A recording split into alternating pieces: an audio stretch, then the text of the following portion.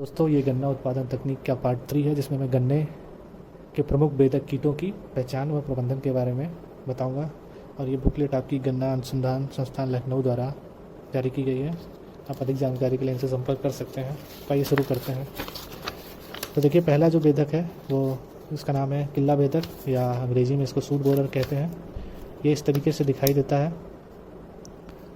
और इसका जो कीट का प्रकोप है, अगर आप फरवरी मार्च में फसल बोल रहे हैं तो आपको अप्रैल माह में दिखेगा, और अर्धसाली फसल बोल रहे हैं तो सितंबर अक्टूबर में इसका प्रकोप दिखाई देगा। जो इसका कीट होता है, बैस कीट, वो पुआल या भूरे रंग का होता है। इसके अंडे जो होते हैं वो ओवल आकार के होते हैं तथा चपटे होते हैं। अंड समूह जो होता है पत्ती के मध्य सिरा के समांतर नीचे वाली प्रथम 3 पत्तियों पर मिलते हैं। ध्यान रखिए, नीचे से पहली 3 पत्तियों पर ही इसके अंड समूह मिलते हैं। मादा लगभग 500 अंडे देती है और अंडा काल इसका 5 से 7 दिन होता है। तो आपको पत्तियों को देखते रहना है। नव निर्मोचित लार्वा का सिर तथा धड़ काले, जबकि उदर भाग मटमैला ग्रे रंग का होता है। लार्वा लीफ सित के मुलायम तक को खुरचकर खाता है तथा बाद में तने में घुसकर वृद्धि शिखा को काट देता है और मृतसार बनाता है। लार्वा लगभग 60 से 30 दिन के बाद प्यूपा में बदल जाता है।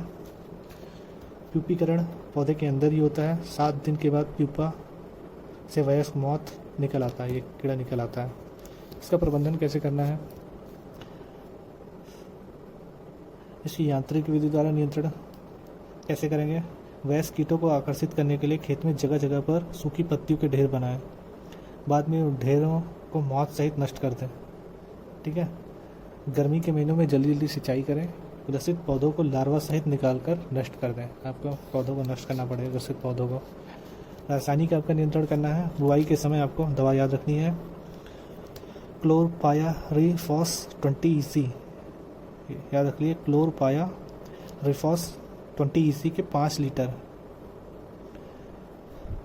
को 1600 लीटर पानी में घोलकर हजारे द्वारा नाले में पड़े गन्ने के टुकड़ों पर डालकर मिट्टी से ढक दें।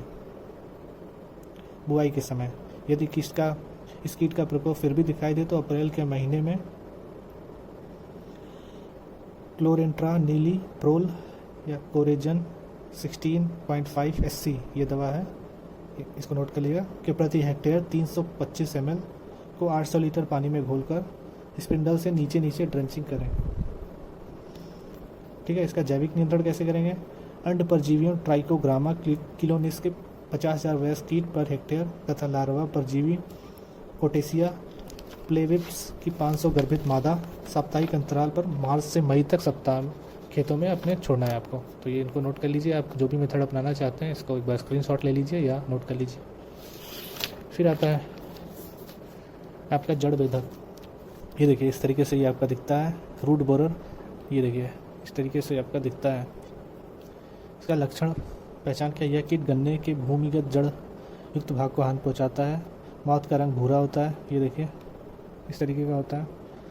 सिर पीलापन लिए गुलाबी, धड़ भूरा, उधर ऑक्रेसियस, अगले पंख पुआल के रंग के, पिछले पंख सफ़ेद जिन पर पीली मारती है। गर्भित मादा अंडे पत्तियों के दोनों सतह पर एकल अवस्था में देती है। अंडे चपटे, सल्की, मखनियाँ सफ़ेद होते हैं। नव निर्मोचित लार्वा हल्के पीले रंग का होता है। सिर भूरा होता है। मुखांग गहरे भूरे रंग का होता है। विकसित लार्वा का मुखांग नारंगी रंग का होता है और शरीर का रंग इसका मखनिया सफ़ेद होता है। सिर पर धारी नहीं रहती। देखिए इस प्रकार की दिखता है। ठीक है। अब इसका प्रबंधन, यांत्रिक प्रबंधन कैसे करना है? जमाव के बाद समय क्या करना है आपको? मृत सारों को लार्वा सहित नष्ट करें। गन्ना के खेत के चारों ओर 12 फीट चौड़ी पट्टी में अरहर बोने से भी इस कीट का प्रकोप कम होता है। तो देखिए, इससे फसली आपको खेती करने का फ़ायदा है कि आप इसके चारों ओर 12 फीट पट्टी में अरहर बोते हैं, तो इसका प्रकोप कम होगा। गन्ने की कटाई भूमि सतह से करें ताकि अधिकतम लार्वा गन्ने में ही आ जाए। ठीक है। फिर इसका रासायनिक नियंत्रण कैसे होगा? बुआई के समय आपको वही जो दवा यहाँ मैंने पहले बताई थी, क्लोरपायरिफॉस 20 का 5 लीटर प्रति हेक्टेयर का 1600 लीटर पानी में घोलकर गन्ना के टुकड़ों के ऊपर हजारे से डालकर बंद कर दें। ठीक है।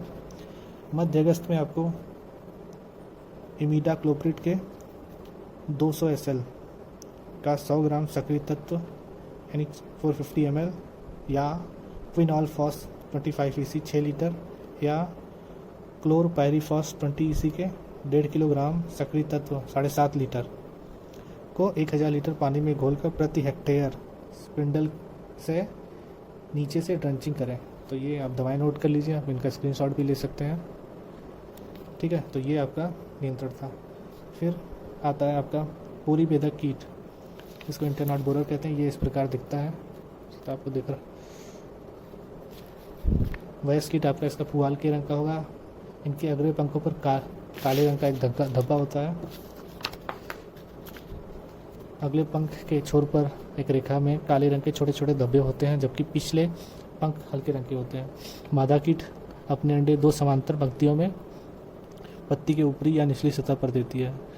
9 विक्षेपित अंडे गोलाकार, चपटे, चमकीले व मोम की तरह सफ़ेद होते हैं। मादा अपने जीवन काल में 400 अंडे दे सकती है। मादा से लार्वा 5-6 दिन में निकल आता है।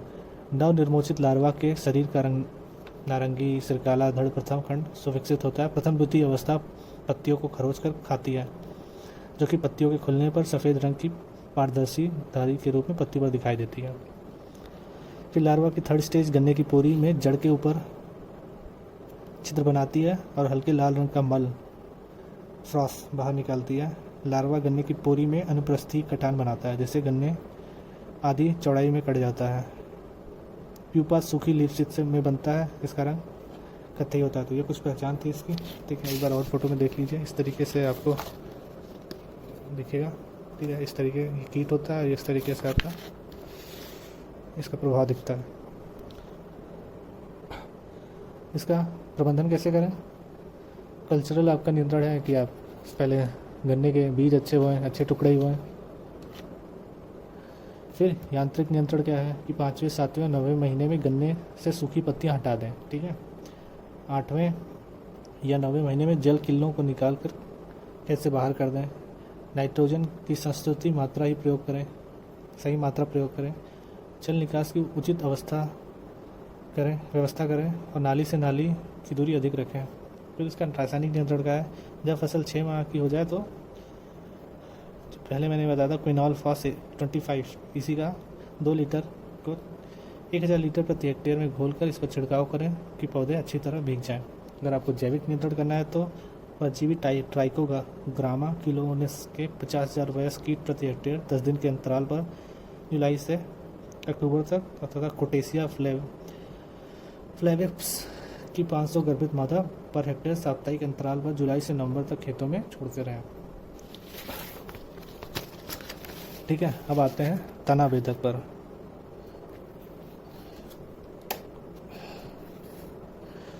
यानी स्टॉक बोरर। ये इस तरीके से आपका लक्षण दिखेगा। ये देखिए, ये आपका इस तरीके से तना हो जाएगा और ये आपका कीड़ा है। ठीक है, और इस तरीके का आपको प्रभाव दिखेगा। ठीक है, लक्षण पहचान क्या है? वयस्क कीट के अग्रपंख का रंग पुलाव रंग का होता है। पंखों के बाएं किनारे पर सुनहरे रंग के धब्बे, पिछले रंग पंखों का रंग कुछ हल्का होता है और इन पर चांदी की तरह सफ़ेद फ्रिंज होते हैं। अंडे पत्ते की निचली सतह पर 2-3 धारियों में एक समूह के मध्य सिरा के समांतर दिए जाते हैं।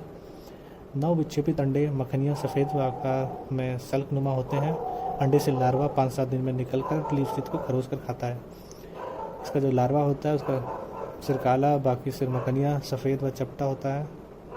पूर्ण विकसित लार्वा के सिर में 5 बैंगनी रंग की धारियाँ होती हैं। प्यूपीकरण गन्ने के अंदर ही होता है। प्यूपा का रंग कत्थई से गहरे कत्थई रंग का होता है। प्यूपा से वयस्क कीट 6 से 8 दिन में निकलता है। इसका प्रबंधन जो है वो आपको सिंपल वही जो पूरी बेधक का मैंने बताया था, उसी तरीके से पूरी बेधक कीट का जो मैंने प्रबंधन बताया था इसके पहले, यही प्रबंधन इसका भी होगा। ठीक है, और फिर है चोटी बेधक कीट यानी टॉप बोरर। टॉप को जो काटते हैं ये इस तरीके से दिखते हैं और इसका प्रभाव जो है इस तरीके से कुछ दिखता है।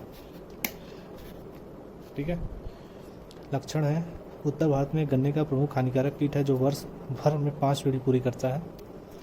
कीट की मौत चांदी जैसी सफ़ेद रंग की होती है। मौत का मतलब होता है ये तितली के आकार का जो होता है उसको मौत कहते हैं। मादा सलफ के उदरांत पर लाल या क्रिम्सन लाल रंग के बालों का गुच्छा होता है।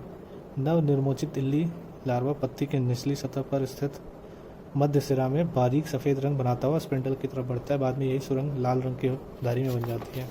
ठीक है, लार्वा बिना खुली पत्तियों को बेचता हुआ गन्ने की वृद्धि शिखा की ओर बढ़ता है, धीरे धीरे ऊपर जाता है। ठीक है, जब ये पत्तियाँ खुलती हैं तो उन पर चढ़ाई में एक रेखा में छिद्र दिखाई देते हैं, जिन्हें छर्रा छिद्र कहते हैं। चौथी अवस्था का लार्वा वृद्धि शिखा को खाकर काट देता है, जिससे आखिरी खुलने वाली पत्ती मृतसार में बदल जाती है, यानी पत्ती मृतप्राय हो जाती है।